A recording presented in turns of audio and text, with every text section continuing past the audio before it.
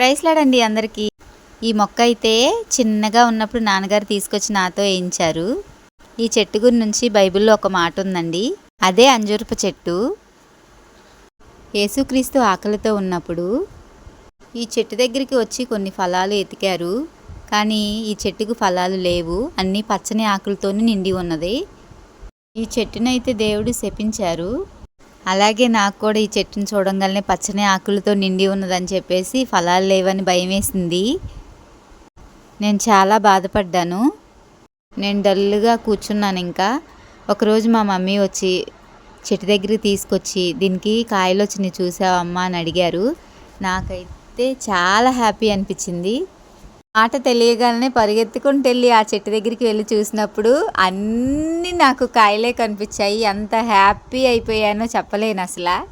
ఒకసారి చూడండి మీరు కూడా, ఎన్ని కాయలు వచ్చినాయి అంటే నేను అసలు ఈ ఆనందాన్ని తట్టుకోలేకపోయాను.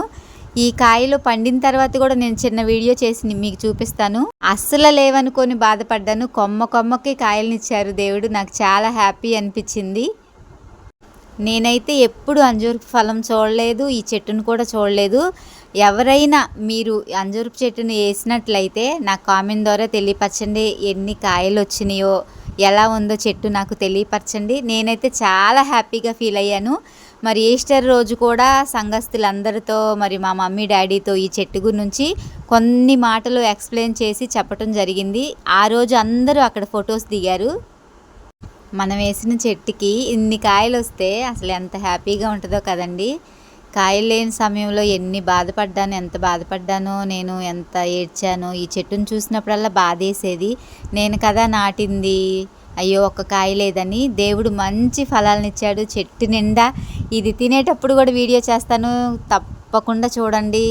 అందరూ నాకు ఈ ఎలా ఉందో వీడియో అందరూ షేర్ చేసి, నాకు లైక్ చేసి, సబ్స్క్రైబ్ చేసి, కామెంట్ మాత్రం మర్చిపోకుండా చేయండి.